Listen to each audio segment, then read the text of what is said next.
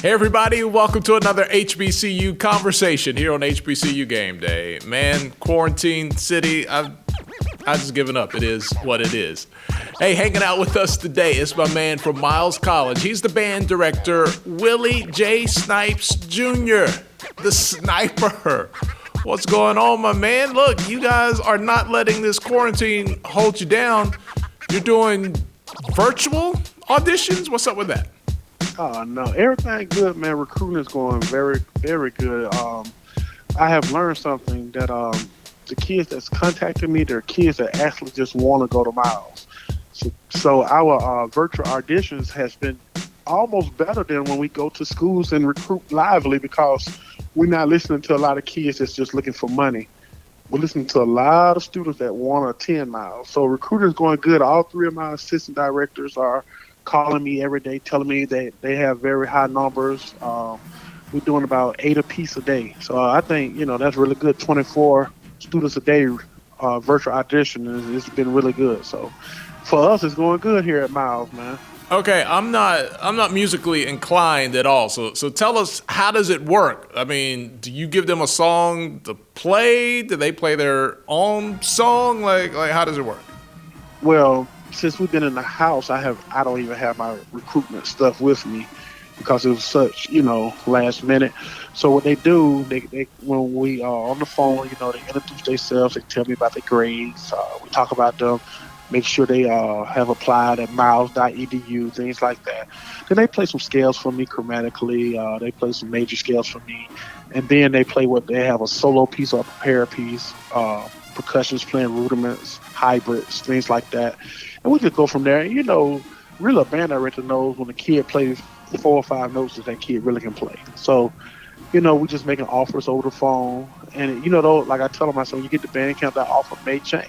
It may go greater if we miss some out on the audition over the phone, because the phone is not as intimate as one-on-one. But a lot of the kids are committed to Miles, so it's going pretty good.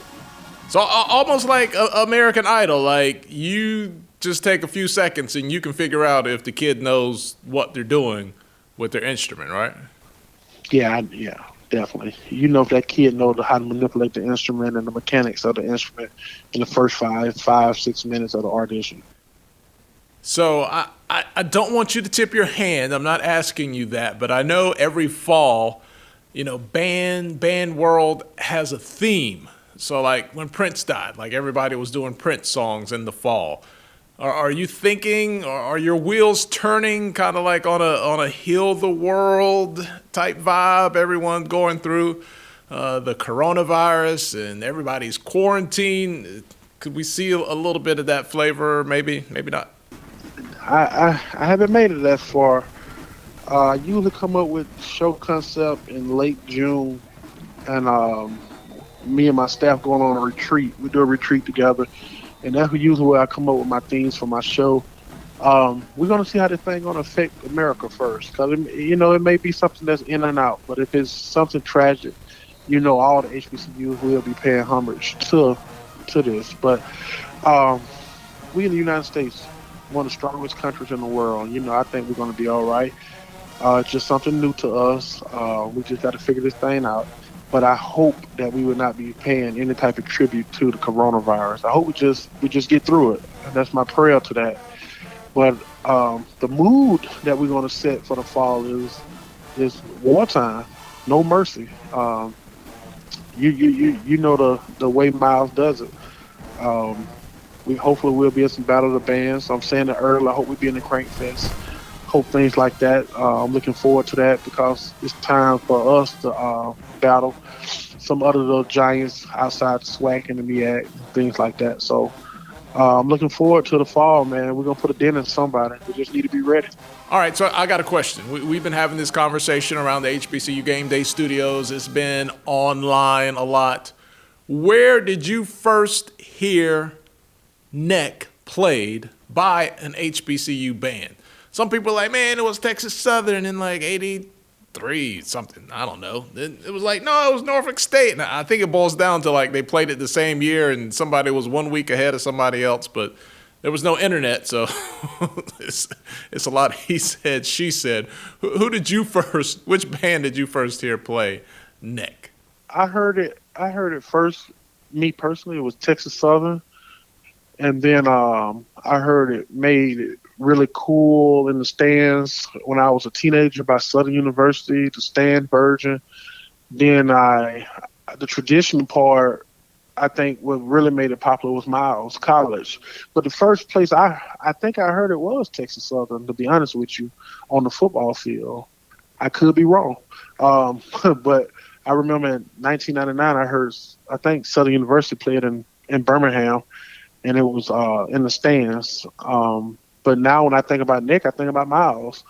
So I think all those schools was vital to it, but I truly don't know who was absolutely first. But I know that the way that we play it and the way that Cameo sang it is a lot different than the rendition that he puts on the radio. Oh, for sure. I say the most creative version on the field comes from Miles College. I think the most creative version is Miles. I think one of the most hard-hitting Nick renditions in the stands come from Miles College also. That's just my opinion, and I'm biased. You know, just a little bit. I'm biased. I put out Nick against anybody, Nick. But it's unlike any other version I've ever heard, and I'm not just saying that because you're on the line, but I remember the first time I heard it, I was like, "What is that?" And then once they got into it, I was like, "Man, that's different." Because you hear everybody plays it, so when everybody plays it the same way, I mean, you bob your head to it and you go along with it, but it's like, do you remember like who played it because you've heard it, so many times the same way? All right, here's the real question, right? When are you going to get out on the water and do some social distancing and fishing at the same time? We just had 55 guys to make it Kappa Psi at Miles. And one of the things we were going to go do was go fishing, but of course the coronavirus killed that. But my students, man, they're so hyped to go fishing with Prof. So we're going to make that an annual thing in our band. Maybe with the freshman class every year for a bonding thing. We'll take the freshman fishing or something like that. But I didn't know that many kids were interested just by watching me fish. So, oh man, you in the heart of Alabama, man. If they didn't want to fish, I'd be afraid. I'd ask where you got those young men from.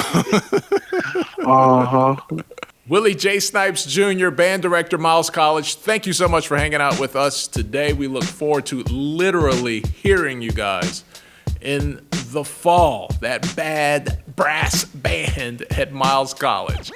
You've been watching HBCU Conversations here on HBCU Game Day.